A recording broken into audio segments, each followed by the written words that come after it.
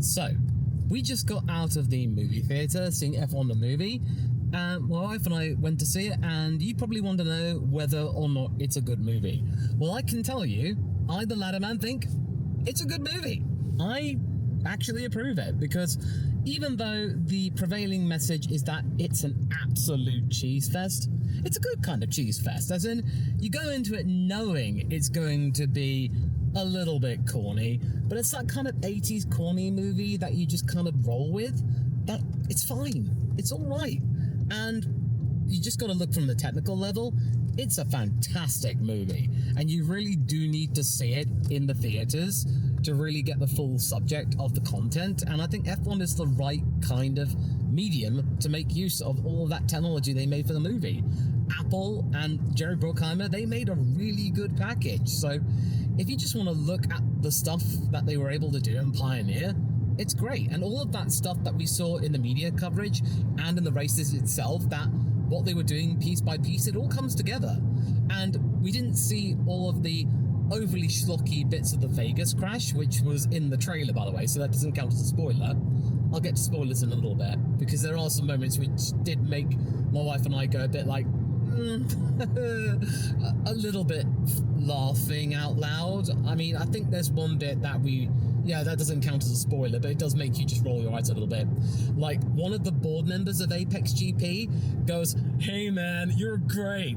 I watched all of Drive to Survive." And both of us, we were just like, oh, and another one that was really good. So, no, I'll save that for the spoiler section.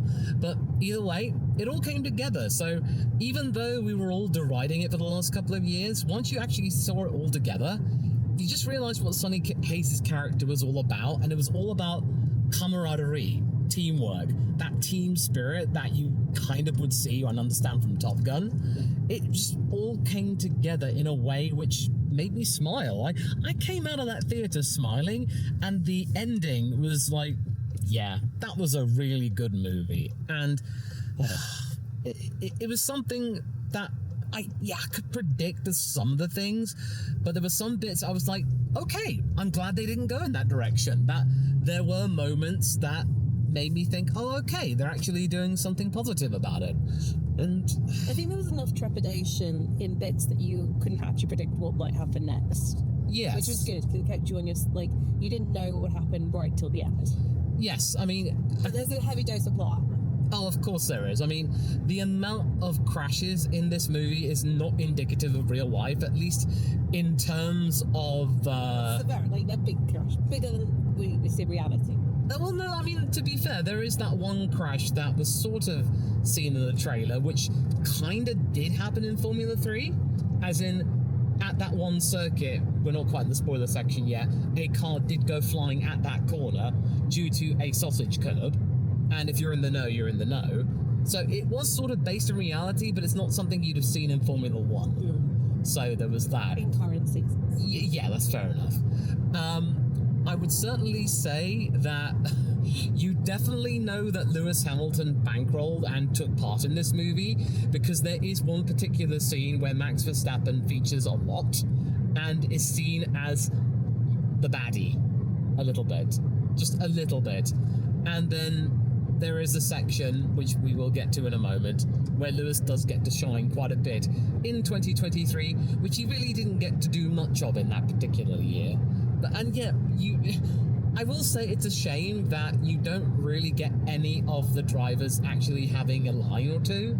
I think the closest that we actually got was Fernando Alonso patting Sonny Hayes on the shoulder.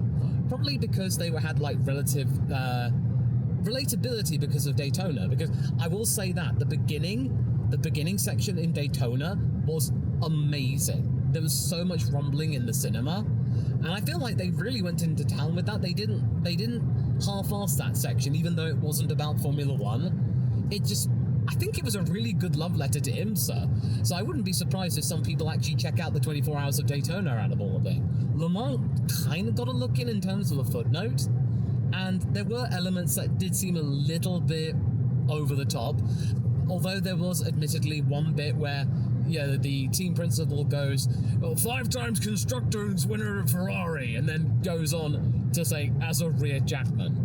And then he does actually get his time to shine right at the very end in his own special way. So that was something I really did enjoy. And you could tell that there were some drivers who I think really lapped it up, especially George Russell on the podium, that you've got to feel like he was having good fun with it. So, okay, I think it's quite safe to say with the spoiler section, in that Can I just like add it?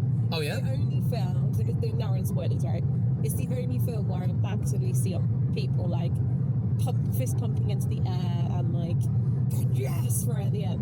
And there were like loads of people at the cinema that did it right at the end, which I thought was really, like, everybody was on the edge of their seat. Yeah. It was really it was very well done. I think it kind of built throughout. It had like right musicality and things like that. But you just, as I said, there was so much trepidation that you didn't quite know what happened. And then suddenly everybody was really on the edge of their seat. So it was really lovely. So hopefully when other people can see it, they're in cinemas where everybody's like just baffling. Everybody was in our cinema. Yeah, that's a really good point. I like that, because that's the thing. Whenever I could get emotionally invested, even though I kind of knew what would happen based on all of the stuff that we've seen in the coverage from all of the Grand Prix in the last couple of years, I still went into it at least thinking this was a 3 out of 5 movie, because I actually got emotionally invested in it. And I actually kind of cared about Apex's journey. And yeah, there were some lines from the trailer which did give people a little bit of nervous energy, like the whole Formula One's all about combat. And I was like, yeah, but you could take that as in combat, as in you've just got to be aggressive. And I will say that the funniest line in all of this is that when Joshua Pierce is at the bar, and there says that a girl comes up to him and goes like, "You're a Formula One driver, aren't you? Can you get me to meet Carlos Sainz?" And I was like, oh. And then I was thinking, oh, does Carlos get a speaking line? And he doesn't show up. And I'm like, I wondered which driver they'd spoken to that had given them that influence. They've been like, I've been on the club, and they just asked me to introduce them to other drivers. I'm pretty sure that probably wasn't for Lewis Hamilton. Yeah, no, I'm pretty sure that there has been at least 1 or 2 times that has happened. It happens everywhere, really. So you felt like there were some moments where, yeah, the technology of the Apex garage looked a bit futuristic, but it was all in keeping. Like, all the stuff on the telemetry was accurate. It felt like, yeah, that's the kind of stuff you would see. So it wasn't something I think was misrepresentation all of Formula One. It was just a little bit more slick, as in it did make you think that, hang on a minute, how could a team with that many big name sponsors and with all of those facilities have yet to have scored a point in 2 and a bit seasons? You think that's a little bit much, I must admit. And the one thing that really was bugging me, there are some moments that which did annoy me, is that in terms of continuity, it was jumping about all over the place, because I knew they had to do some reshoots, because it just chopped and changed with some cars going from their 2023 livery to the 2024 livery. Like the Ferrari in particular was so jarring. Like the back end was like, that's the SF20V. Then it goes to the SF24. It's like, what? Which one is it? And it was in the same race, which is the crazy part. That was the thing that just irked me in the back of my head. I mean, luckily I was able to like suspend my disbelief and just kind of roll with it and just think, okay, it's a movie. It doesn't really impact the overall story. It's just a bit like, oh, okay, they had limitations in terms of the footage they provided. And yeah, I would say the main thing you got from the trailer in terms of Brad Pitt's character and the love interest, which was the technical director, I was a little bit worried that it was going to be overly like just one scene, take me, I'm yours. But no, they had to work on that, and they was actually, they actually worked together, and it just felt good. I mean, don't worry, it wasn't overly like, oh my god, this is absolutely cringy. It was better than I thought it was going to be, as in like, and it wasn't even overtly over the top. It was mainly just like, I like you, let's make out in that one time, but then that's it, let's focus on the season, and then after that we'll see where it goes. So it doesn't mean that they end up in a relationship. It's like Sonny Hayes goes off like the cowboy. He's actually referred to as a cowboy a few times. He just goes, I'm going off to do the next thing, which is the Baja 1000, by the way.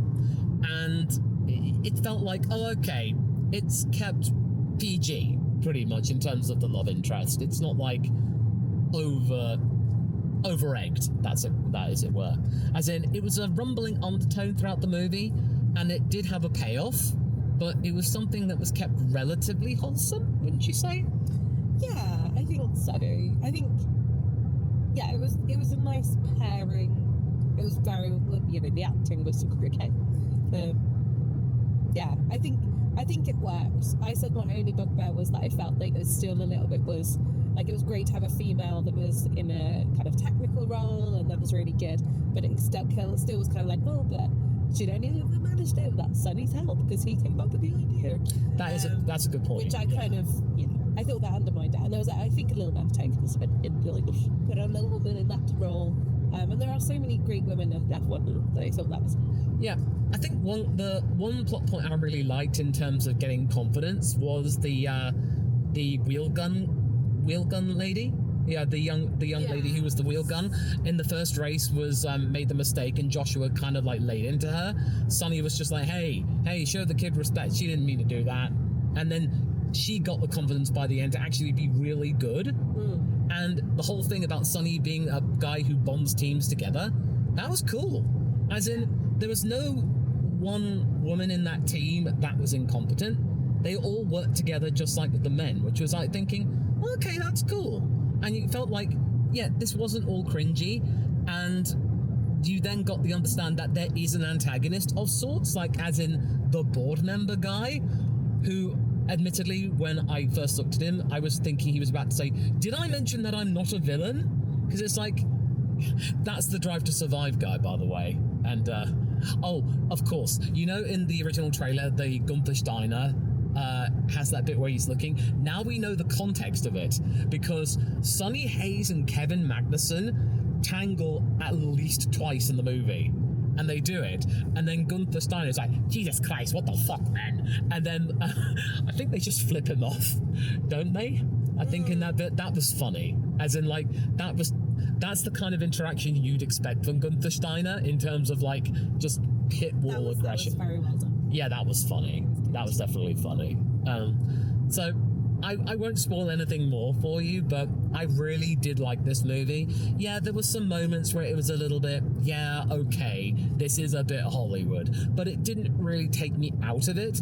There were a couple of moments where I was just thinking, yeah, I don't think it would have happened that way, but I kept it to myself, and I didn't allow that to ruin the movie for me. So I think also, which was nice, sorry to no, don't do it. I think that it was very evident when we kind of sat down that people like on their phones, definitely like that new age of F1 people that like, and it kind of like my heart sank a little bit, because we've been to like early showings and things before, and normally you just get like hard nut fans, so you're going to get people involved. But we certainly had like 3 or 4 people that were definitely doing like on their phone, doing something. But I have to say, there wasn't a single person on their phone at the end. Everybody was like engaged, really involved. So they did a really good job at like, I think, obviously it's a cusp of a wave of lots of people coming from different avenues into F1, diehard fans and new people to it.